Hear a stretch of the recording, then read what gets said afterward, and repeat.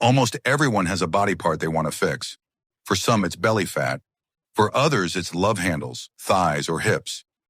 These areas feel impossible to shrink, no matter how hard you train them. People try endless crunches, side bends, miracle teas, and even fancy gadgets. But nothing changes. The reason is simple. You've been lied to.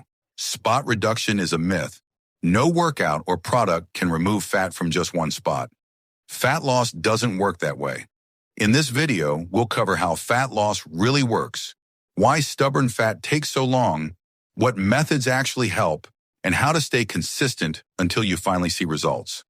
Why spot reduction is a myth. The idea of spot reduction sounds logical. Train abs to burn belly fat. Train thighs to slim thighs. But in reality, muscles and fat are separate systems. When you work out, your muscles use stored energy. That energy doesn't come directly from the fat above them. Instead, your body pulls energy from fat stores all over. It decides where to burn fat based on genetics and hormones, not the exercise you're doing. So yes, crunches make your abs stronger, but they won't burn the belly fat covering them. Squats will make your legs stronger, but thigh fat won't disappear directly from that effort. To see real definition, you must reduce overall body fat. How fat loss actually works. Fat loss is simpler than most people think. Here's the process. Calorie deficit. To lose fat, you must eat fewer calories than your body burns. This deficit forces your body to tap into stored fat for energy. Fat mobilization. Stored fat is broken down into fatty acids and released into the bloodstream. Fat oxidation. These fatty acids are transported to muscles and organs to be burned as fuel. That's fat loss, a systemic whole-body process. It doesn't happen in just one area. Why some fat is stubborn. If fat loss happens everywhere, why does the belly or thighs hold on the longest? Not all fat cells are the same. Some are more resistant because they have more alpha-2 receptors and fewer beta-2 receptors. Alpha-2 receptors slow down fat breakdown. Beta-2 receptors speed it up. Areas with easy fat face, arms, calves shrink quickly. Areas with stubborn fat, belly, love handles, thighs, shrink slowly. That's why your face or arms might slim down first, while your belly looks the same for weeks. It's frustrating, but it's biology. Why most people fail. Here's where many people quit. They start dieting and exercising, see some changes, but their problem area doesn't shrink. They assume they're doing something wrong, so they give up. The truth? They were on the right track. They just needed more time. The fat you dislike most is always the last to go. Most people never stick around long enough to see it finally reduce. What actually works? So what should you do if you want to get rid of stubborn fat? Here's the formula. Create a calorie deficit. This is the foundation. Without it, nothing else matters. You can eat fewer calories, burn more calories through activity, or ideally combine both. Strength training, lifting weights, or doing body weight training preserves muscle and makes your body look leaner once fat comes off. Training abs won't burn belly fat directly, but when the fat reduces, those abs will finally show.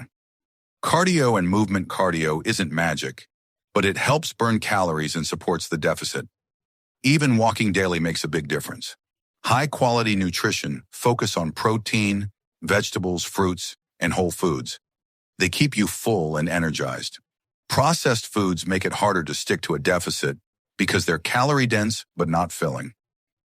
Patience and consistency. This is the most important factor. You won't see stubborn areas shrink in the first few weeks, but if you stay in a deficit consistently, fat loss has no choice but to happen. What doesn't work?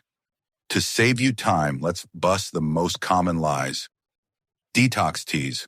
They make you lose water, not fat. Fat-burning creams or belts. Sweat isn't fat. These only dehydrate you temporarily. Endless crunches or side bends. Great for muscle, useless for spot fat burning. Quick fix diets. Extreme restriction always leads to rebound weight gain. If these worked, stubborn fat wouldn't even exist. The right mindset. Understanding the science is step one. Step two is building the mindset to stick with it. Accept that fat loss is slow. Accept that you can't choose where fat comes off first. Accept that your most stubborn fat will be the last to leave. Think of fat loss like draining a swimming pool. You can't decide which corner of the pool drops first. The water level goes down everywhere but unevenly. Eventually, all areas are exposed. The same goes for fat loss. How to stay consistent. Here are some practical tips. Set realistic goals. Expect 0.5 to 1 kilogram of fat loss per week, not overnight miracles. Track multiple ways. Photos, waist measurements, and how clothes fit show progress better than the scale alone. Build sustainable habits. Balanced meals, daily steps, and regular training work better than crash diets. Stay flexible. One bad meal or missed workout won't ruin progress. Consistency over months matters more than perfection every day. Let's wrap it up simply. Spot reduction is a myth. Fat loss is a whole body process. Genetics decide where you lose fat first and last. Stubborn fat areas take the longest to reduce. The real solution is a calorie deficit plus strength training and movement. Quick fixes and products don't work. Patience and consistency are the keys to success. Stubborn fat isn't permanent. It's just the last layer your body holds on to. If you stay in a calorie deficit, train consistently, and stay patient, it has no choice but to disappear. Don't quit just because your belly, thighs, or love handles aren't shrinking right away. Keep going. The results you want are waiting on the other side of consistency.